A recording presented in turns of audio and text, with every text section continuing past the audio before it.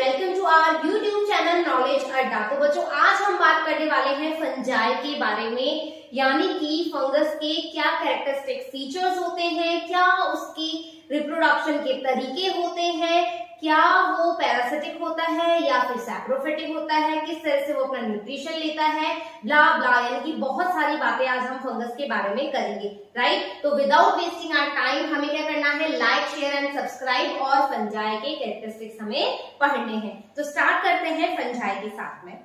यदि मैं बात करूं बच्चों फंजाई की, तो सबसे पहले बात होगी कि स्टडी ऑफ फंजाई क्या कहलाती है, अध्ययन क्या, ठीक है, अध्ययन क्या होगा या उसको क्या कहेंगे, ऐसी कौन सी ब्रांच है, किस शाखा के अंतर्गत हम फंजाई के बारे में पढ़ते हैं, तो उस शाखा को हम कहते हैं माइकोलॉजी, राइट, माइकोलॉजी। कुछ साइंटिस्ट का कहना है कि ये जो टर्म है वो सही नहीं है, क्योंकि इसको बोलना चाहिए माइसिटिकोलॉजी, क्योंकि माइसिटीज होता है तो माइसिटिकोलॉजी, यानी कि जब हम मशरूम के बारे में पढ़ना चाह रहे हैं तो हम ऐसे अध्ययन को बोलेंगे माइसिटोलॉजी। बट हमारे जो फाउंडर हैं, ठीक है, फंजाई के या माइकोलॉजी के फाउंडर हैं, फाउंडर ऑफ माइकोलॉजी वो हैं पेर एंटोनियो माइकल, राइट। ये जो है वो माइकोलॉजी के फाउंडर कहलाते हैं। अब हम बात करें फंगस की, ठीक है, फंगस के कैरेक्टरिस्टिक्स के बारे में, तो हम बोलेंगे सबसे पहली बात कि क्या होता है बेटो, ये होता है यूनिसेल्युलर एंड मल्टीसेल्युलर। अरे वाह, यदि किसी ने बायोलॉजिकल क्लासिफिकेशन के बारे में पढ़ा है, राइट, तो विटेकर ने कहा है कि जो भी जैसा भी यूनिसेल्युलर ऑर्गेनिज्म होगा वो किसमें होगा, प्रोटिस्टा में। यानी कि हमने जब तक प्रोटिस्टा तक पढ़ा तो उसमें सारे के सारे ऑर्गेनिज्म क्या थे, यूनिसेल्युलर थे। लेकिन जैसे ही हम फंजाई के किंगडम की तरफ आए तो हमने देखा कि कुछ लूज टिश्यू से बाउंड एक ऑर्गेनिज्म है जो कि मल्टी सेल्युलरिटी को शो करता है, और वो कौन है, वो है हमारा multicellular fungus. Is that clear? आई बात समझ में? यदि मैं बोलूं यूनिसेल्युलर फंगस का एकमात्र उदाहरण जो है, यदि जो बच्चों एनसीईआरटी को प्रेफर करते हैं या जो नेट के बच्चे हैं उन्हें भी पता होना चाहिए कि एकमात्र जो यूनिसेल्युलर ऑर्गेनिज्म है एनसीईआरटी में जो दिया हुआ है वो है हमारा प्यारा ईस्ट। और ईस्ट जो है वो बेवरेज इंडस्ट्री में या बेकरी इंडस्ट्री में बहुत ज्यादा यूटिलाइज होता है। क्यों? क्योंकि ये फर्मेंटेशन में काम आता है। किसमें काम आता है? ये फर्मेंटेशन प्रोसेस में काम आता है। ये बियर बनाने में काम आता है, राइट, ये अल्कोहल चीज बनाने में काम आता है। Is that clear? तो ईस्ट जो है वो यूनिसेल्युलर फंजाई का उदाहरण है, एग्जाम्पल है। और मल्टी सेल्युलर में हम बोलेंगे कि ये लूज टिश्यू से बना हुआ है। क्या है ये? लूज टिश्यू से। यानी कि यदि इवोल्यूशन, राइट, इवोल्यूशन, हम किंगडम क्यों पढ़ रहे हैं, ठीक है, हम टेक्सोनॉमी क्यों पढ़ते हैं, हम देखते हैं कि इवोल्यूशन जो चलता हुआ आ रहा है, तो फंगस में जैसे ही प्रोटिस्टा में हमने देखा कि यूनिसेल्युलर ऑर्गेनिज्म आ चुके हैं और फंगस जो है वो मल्टी सेल्युलर ऑर्गेनिज्म की तरफ आया, तो दैट मीन्स वहां पे सेल से क्या बन गया है, टिश्यू बन गया है। और ये टिश्यू आपस में कैसे बाउंड है, लूजली बाउंड है। Is that clear? आगे हमें सिर्फ एनसीईआरटी को देखना है। जो बच्चे 11th में हैं, बायोलॉजिकल क्लासिफिकेशन पढ़ना चाह रहे हैं, तो वो फंगस में क्या देखेंगे, एक एक लाइन का मीनिंग आपको आ जाएगा। आप बस मेरा वीडियो देखोगे और रीड करोगे तो आपको पता लग जाएगा, अच्छा मैम ने यहाँ से ये पिक करा, ये पिक किया, इससे हमें पता लगेगा कि हाँ इसका ये मीनिंग निकल रहा है। नाउ लूज टिश्यू से है। अब मैं देखूंगी कि यदि फंगस जो है बच्चों, इसको कैसा हैबिटेट चाहिए, इसको हैबिटाट कैसा चाहिए, यानी कि जैसे आपको रहने के लिए घर चाहिए, मुझे रहने के लिए घर चाहिए, तो फंगस को भी तो अपना एक आवास चाहिए, हैबिटाट चाहिए। कैसे एनवायरमेंट में ये रहता है, तो ये रहता है मॉइस्ट एनवायरमेंट में। कैसे रहता है, मॉइस्ट एनवायरमेंट में। कैसे पीएच चाहिए इसको पीएच चाहिए बच्चों एसिडिक एनवायरमेंट होना चाहिए। इसको टेम्परेचर कैसा चाहिए, इसको टेम्परेचर चाहिए अपना 30 डिग्री टू 35 डिग्री इसको टेम्परेचर चाहिए। Is that clear. इसके अलावा डम्प प्लेसेस पे ये रहता है जहां पर नमी होगी, जहां पर जो एटमॉस्फेयर है वो एसिडिक इन नेचर होगा, राइट। डम्प प्लेसेस होंगे, वहां पर आपको इजीली फंगस देखने को मिलेगा। तो इसका हैबिटाट का वर्णन आपने देख लिया। एक बार स्क्रीनशॉट ले लीजिए, अपन हैबिटाट को कंटिन्यू करेंगे। क्लियर, चलिए।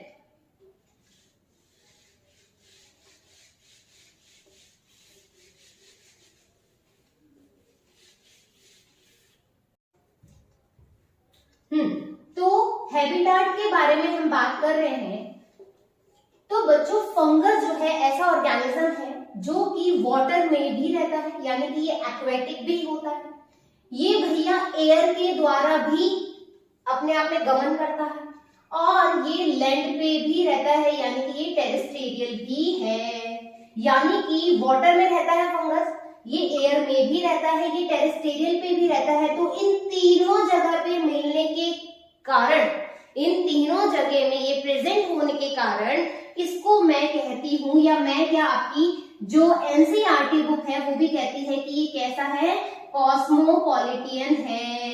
क्लियर दैट, ये कैसा है, कॉस्मोपॉलिटन है। या एक और वर्ड हम यूज कर सकते हैं, यूबिक्यूटस। ठीक है, क्या है ये, यूबिक्यूटस बाय नेचर है। दैट मीन्स ये लैंड में भी है, वाटर में भी है, एयर में भी है। तो इसको मैंने कहा कॉस्मोपॉलिटन। याद रखेंगे ये टर्म, जो कॉस्मोपॉलिटन का मतलब जो वाटर में प्रेजेंट हो, लैंड में प्रेजेंट हो, एयर में प्रेजेंट हो। ठीक है, आगे बात फंगस की समझ में। अब देखो, अब मैं बोल रही हूं कि जो फंगस है बच्चों वो कैसा है नेचर वाइज, अक्लोरोफिलस है। दैट मीन्स जो पिगमेंट देता है, ठीक है, क्लोरोफिल जो पिगमेंट होता है वो इसमें नहीं पाया जाता है, एब्सेंट होता है, इसलिए फंगस कैसा है, अक्लोरोफिलस है। इज दैट क्लियर, समझ में आ गई। अब हम देखेंगे इसका भोजन यानी कि न्यूट्रिशन।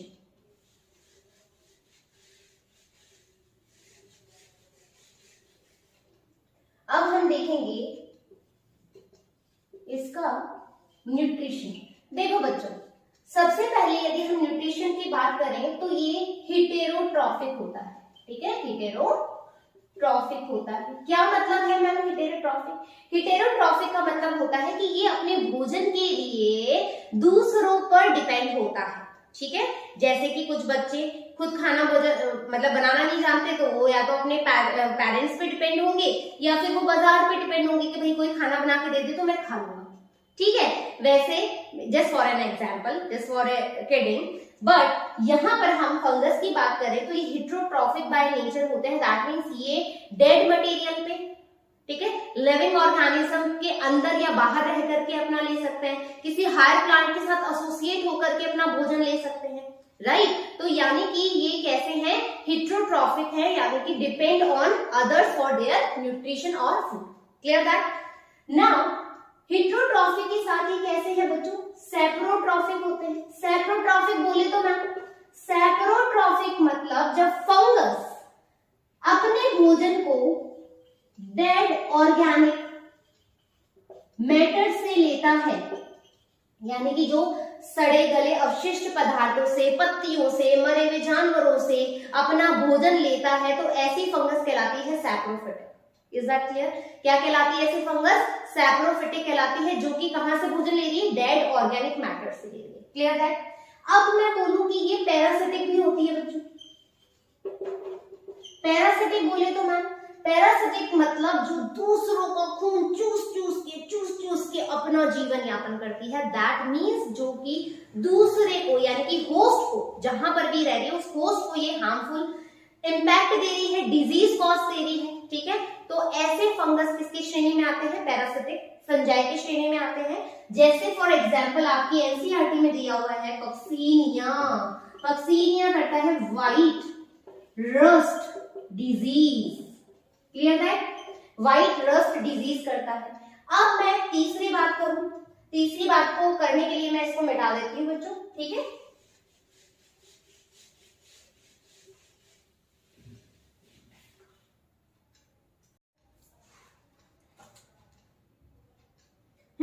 तो तीसरी बात जो है वो है सिम्बायोटिक, सिम्बायोटिक रिलेशनशिप। ठीक है, इसमें क्या होता है कि ये बड़ा ही इंटेलिजेंट टाइप का होता है, मतलब बहुत अच्छा बिजनेसमैन होता है। ये क्या कहता है कि भैया तुम्हें भी लाभ हो और मुझे भी लाभ हो। ठीक है, क्या कहता है?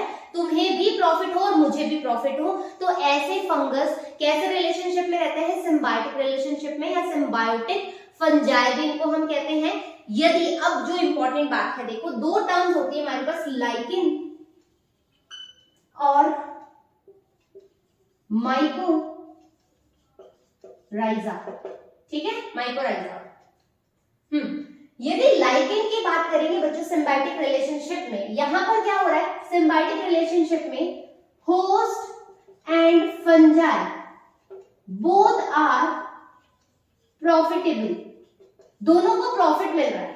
ठीक है, दोनों को लाभ मिल रहा है, दोनों लाभान्वित हो रहे हैं। लाइकिन के केस में क्या होगा? फंजाई जो है वो किसके साथ बिजनेस करेगा बच्चों? वो करेगा एल्गी के साथ। ठीक है, वो करेगा एल्गी के साथ।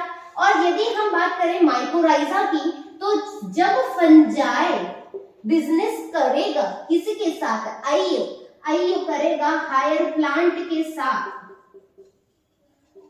ठीक है, क्या करेगा? जब ये हायर प्लांट के साथ फंजाई रिलेशनशिप में आएगा या ये बोलेगा कि हम ऐसे डील करते हैं कि मुझे भी अपना खाना मिल सके और तुम्हें भी, तुम्हें जो चाहिए अपना न्यूट्रिशन वो तुम्हें मिल सके, सॉइल से वाटर मिल सके, राइट? तो ऐसे वाले जो रिलेशनशिप या ऐसी जो बिजनेस डील है उसको एग्जांपल है माइकोराइजा। Is that clear? ठीक है, अब इंपॉर्टेंट बात देखो, जो लोग कहते हैं कि जो फंजाई होते हैं वो लाइक प्लांट्स, तो क्रॉस क्यों भाई? क्योंकि जो फंजाई होते हैं अपना रिजर्व फूड जो है बच्चों, वो ग्लाइकोजन के तौर पर क्या करते हैं? संरक्षित करते हैं, स्टोर करते हैं। तो आपको पता है ग्लाइकोजन जो है वो कौन स्टोर करता है? वो करता है एनिमल। तो फंजाई जो हो गए वो क्या कहलाते हैं? Like animals. Is that clear? Reserve food की बात करें तो ग्लाइकोजन के तौर पर ये अपना भोजन संरक्षित रखते हैं, और ऐसा किसमें देखा जाता है? एनिमल्स में, ना कि प्लांट में। इसके अलावा ये क्या करते हैं बच्चों? CO2 को रिलीज करते हैं और O2 को एक्सेप्ट करते हैं। ये भी किसमें होता है? लाइक एनिमल में। ठीक है, अब क्लोरोफिलस है, वो भी कौन होते हैं? एनिमल्स होते हैं। प्लांट में तो क्लोरोफिल प्रेजेंट होता है, राइट? तो इससे हम ये भी साबित कर सकते हैं कि जो फंजाई है वो ज्यादातर किससे मिलता है? एनिमल्स की तरह मिलता है, ना कि प्लांट की तरह। तो ये एक छोटा सा फैक्ट था, इंटरेस्टिंग फैक्ट था, राइट? यहां तक समझ में आ गया? आगे चलें।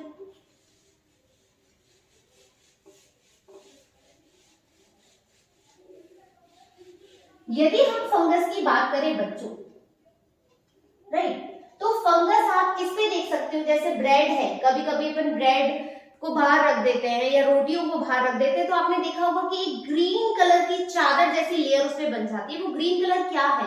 वो है हमारा राइजोपस। ठीक है, एनसीईआरटी में एग्जांपल दे रखा है और उसको हम कहते हैं ब्रेड मोल्ड।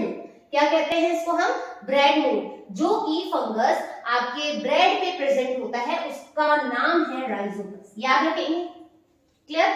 चलिए, अब फंगस की स्ट्रक्चर के बारे में बात करें। यदि हम इसकी मॉर्फोलॉजी के बारे में बात करें बच्चों, मॉर्फोलॉजी के बारे में बात करें तो बच्चों ये बहुत ज्यादा आकारिकी में विविधता लिए हुए हैं, बहुत ज्यादा डाइवर्सिटी इन फंगस स्ट्रक्चर देखी जाती है। जैसे आप बात करोगे कि यदि मैं एक पेट्री प्लेट लूं और इस पेट्री प्लेट पे कोई फंगस है, तो अब इस फंगस का कलर कैसा है, इस फंगस का शेप कैसा है, इसका मार्जिन कैसा है, इसका एलिवेशन कैसा है, ये हमें बताना पड़ेगा। कब? जब हम इसका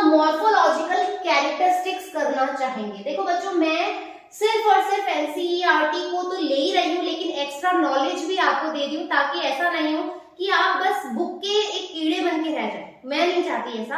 आप बुक वॉर्म मत बनो, आप अपने नॉलेज को वाइड करो, ठीक है। क्योंकि आपको ऐसा नहीं है ना कि आप चलो बस फंगस आपने पढ़ा और वाइंड अप कर दिया। आपकी रोजमर्रा जिंदगी में भी फंगस बहुत ज्यादा यूटिलाइज होते हैं, तो you know about the fungus in detail also, या सम इंटरेस्टिंग फैक्ट, ठीक है। आपको पता होना चाहिए कि यदि हम किसी कॉलोनी को देख रहे हैं तो ये क्या कहलाती है, इसको हम कहते हैं, देखो जो बच्चे एमबीबीएस के लिए हैं वो सिर्फ आपकी जो बुक में है वो ध्यान रख सकते हैं, लेकिन मेरे साथ बहुत सारी ऑडियंस ऐसी है जो एमबीबीएस की या नीट की ही तैयारी नहीं कर रही, वो नेट की प्रिपरेशन भी कर रहे हैं, वो कंपटीशन एग्जाम के लिए भी फाइट कर रहे हैं। तो मेरा जो एरिया है वो सभी के लिए है, तो मैं कुछ एक्स्ट्रा नॉलेज भी इसमें इनपुट कर रही हूँ। तो इसको हम कहते हैं कॉलोनी। अब इस कॉलोनी का कलर कैसा है वो हमें बताना होता है जब हम मॉर्फोलॉजिकल कैरेक्टराइजेशन करते हैं। इसका शेप बताना होता है, मार्जिन बताना होता है, एलिवेशन बताना होता है। इसके बाद में हम क्या करते हैं, उसका स्टेन करते हैं। लैक्टोफिनॉल ब्लू के बारे में भी हम बात करेंगे इन अ नेक्स्ट वीडियो। तो हम इसका स्टेनिंग प्रोसीजर करते हैं। स्टेनिंग के बाद में हमें उसके बारे में बताना होता है कि क्या क्या चीजें हमने देखी। माइक्रोस्कोपिक जो आइडेंटिफिकेशन है वो कैसे होता है। क्लियर? ज्यादा मत सोचो, बस सुन लो, जितना समझ में आता है वेल एंड गुड है, जो इंटरेस्टेड है वो जरूर समझ जाएगा। Is that clear? चलिए, तो मॉर्फोलॉजी के हिसाब से फंगस के बारे में बात करें तो बच्चों ये क्या करता है, बहुत सारी डायवर्सिटी लिए हुए होता है, डाइवर्स होता है। अब इसका स्ट्रक्चर देखें, एक बार इसको डिलीट कर रही हूं, आप स्क्रीनशॉट ले सकते हैं।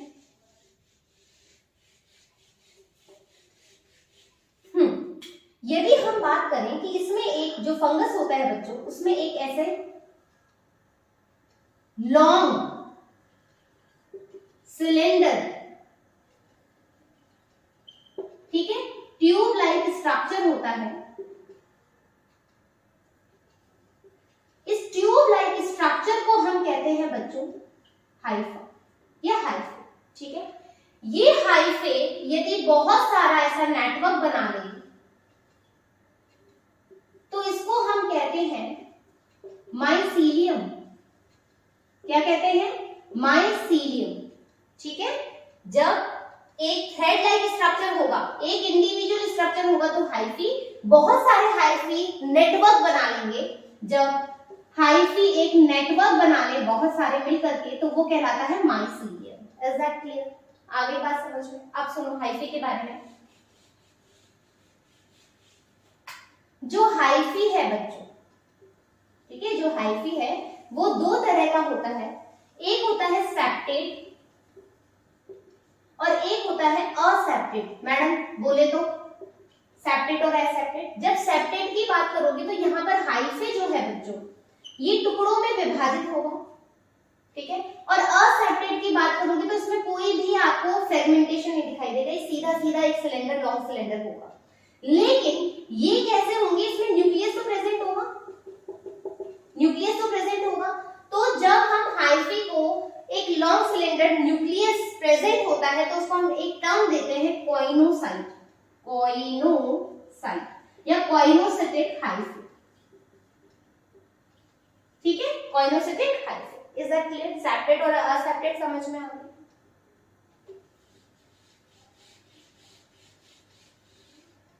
एक वर्ड होता है फ्रूटिंग बॉडी। फ्रूटिंग बॉडी का क्या मतलब है? जैसे कि मैं बात करूं,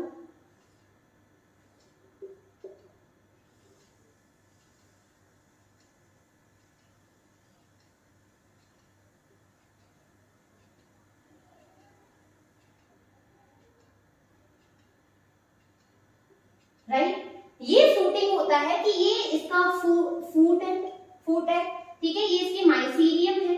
अब ये कहां से एक स्ट्रैंड निकाल रहा है, स्ट्रेट स्ट्रैंड निकाल रहा है, ये इसकी फ्रूटिंग बॉडी कहलाती है। इसी के आइडेंटिफिकेशन के आधार पर, यानी कि इसकी मॉर्फोलॉजी आइडेंटिफिकेशन करते हैं। जब अपन इसको स्टेन कर देते हैं तब हमें पता लगता है कि भाई फलाना फंगस ये है या इस वाले फाइलम में आती है, इस वाले क्लास में आती है। क्लियर है?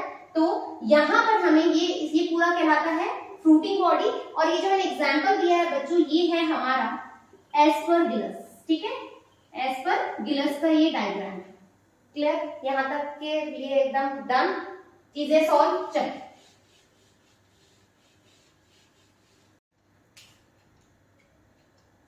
यहां तक समझ में आ गया। तो आज अपन ने क्या देखा, फंजाई क्या है, उसकी स्टडी को हम क्या कहते हैं, किस जो माइकोलॉजी है उसके फाउंडर कौन है, क्या उसके जनरल कैरेक्टरिस्टिक्स है, राइट। फिर हमने देखा उसका हैबिटेट क्या होता है, उसकी मॉर्फोलॉजी क्या होती है ना। अब जो हम नेक्स्ट उसके अंदर हम बात करेंगे रिप्रोडक्शन इन फंजाई, भी देख लिया, ठीक है। अब हम देखेंगे रिप्रोडक्शन पाया जाता है, टाइप्स क्या है, इज क्लियर करती हूँ कि फंगस का जो जनरल कैरेक्टरिस्टिक्स है वो आपको समझ में आया होगा। मैं छोटी बनाती हूँ ताकि बच्चा फटाफट से देख ले और उसका जो पैक होता है वो भी खत्म ना और इजीली समझ में आ जाए। तो अभी आपको क्या, जो आपने अभी कंटेंट लिया है उसकी शॉर्ट नोट्स बनाने हैं, एनसीईआरटी की रीडिंग लगानी है। जब अपन सेक्सुअल या असेक्सुअल स्पोर्ट्स के बारे में बात करेंगे या रिप्रोडक्शन के बारे में बात करेंगे तो आपको ये चीज याद रहनी चाहिए। अच्छा वो यहाँ से क्लिक कर रहा है, यहाँ से ये, अच्छा ये एनसीईआरटी में लाइन लिखी थी। नेक्स्ट वीडियो के साथ, जब तक थैंक यू।